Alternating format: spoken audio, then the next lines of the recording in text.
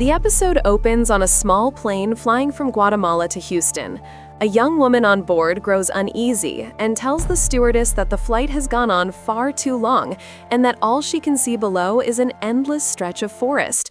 The stewardess keeps her composure, explaining that the pilot may have changed the route due to weather, but she promises to check with the pilot so the passengers can be reassured. In the cockpit, the pilot is already in trouble. The GPS begins to fail, the radio won't connect to anyone, and then the fuel gauge drops to empty. Realizing they're out of fuel with no signal in the area, he picks up his phone and records a message just as the plane begins to fall toward the Mexican jungle. The crash is brutal. The stewardess is killed instantly from a severe neck injury, the pilot is badly hurt, and the rest of the passengers survive with little to no bruises despite the impact. We then fast forward to the present, 9 days after the crash. At a Mexican military base, a man and a woman, traveling together and clearly on edge, approach the base.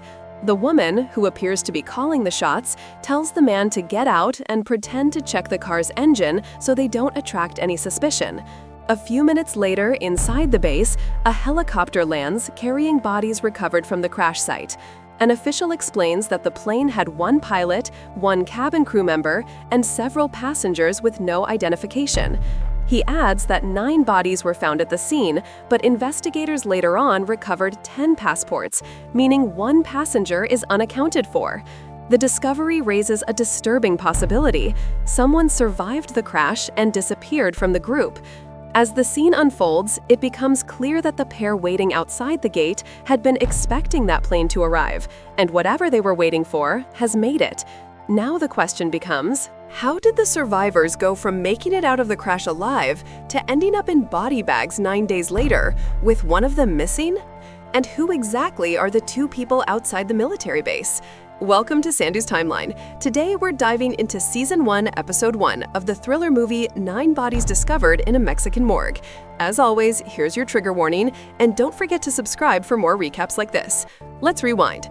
After the crash, the surviving passengers make their way to the cockpit, where they find the pilot still breathing, though pierced by a large log lodged in his abdomen. They manage to get him and themselves out of the plane unharmed. Soon, they realize they have no signal on their cell phones, meaning they can't reach anyone outside. Though it's clear they're lost and the outside world may not yet know about the crash, most of them are oblivious to the severity of the situation and assume a search team will arrive soon. Once they collect themselves, the survivors begin introducing each other.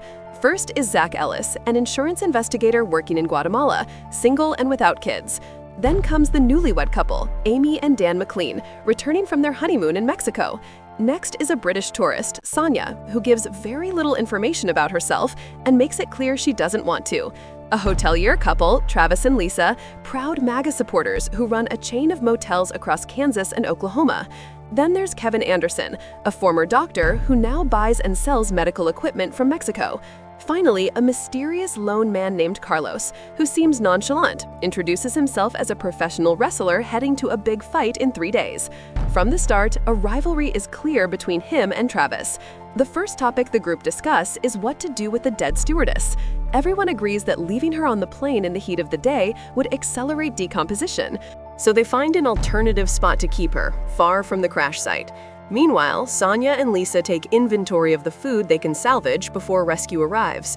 They find 9 fruit plates, 6 salad plates, a few sandwiches, and 15 bottles of water, while Amy and Dan tend to the pilot, who is struggling to breathe. Zach questions him and learns his name is Octavio. He explains that the GPS failed, and though he tried to navigate using maps, he couldn't find a safe route. Soon, Octavio begins squirming in pain. Kevin urges Zach to let him be, warning that Octavio may be too injured to communicate clearly. Zach asks Kevin, the only doctor among them, what could be causing Octavio's condition. Kevin explains that Octavio shows all the signs of a collapsed lung, a situation where air is trapped between the chest wall and lungs. If untreated, it could lead to cardiovascular collapse and death. When asked to perform emergency surgery, Kevin refuses. He explains that they lack proper equipment and anesthetic, and attempting surgery under these conditions would carry an extremely high risk of infection, likely making the situation worse and potentially killing Octavio, something he isn't willing to risk. Later on, they all agree to ration the water and food equally before they'll need to hunt for more supplies. While discussing their plan, they learn that Travis suffered a minor heart attack 6 months ago and must take his beta blockers and nitroglycerin.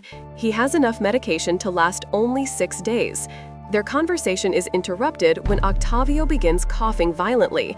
The group pressures Kevin to attempt a makeshift surgery rather than watch him suffer. Despite the pain and lack of anesthesia, Kevin manages to perform the procedure. Remarkably, Octavio's condition improves significantly, and he begins breathing normally. Meanwhile, Travis and Lisa grow increasingly curious about Carlos's locked bag. When the crash first happened, he had nearly died retrieving it, which only makes the bag more suspicious. Lisa tries to open it but finds it locked, adding to their unease.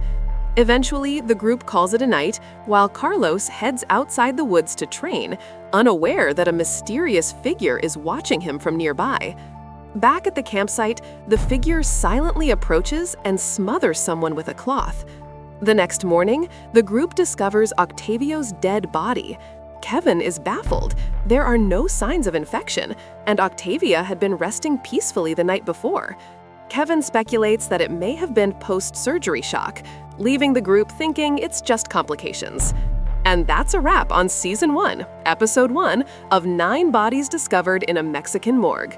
The episode left us with more questions than answers: mysterious deaths, a missing passenger, and secrets among the survivors that could turn deadly at any moment. If you enjoyed this breakdown, don't forget to like, subscribe, and hit the notification bell so you won't miss the next episode recap.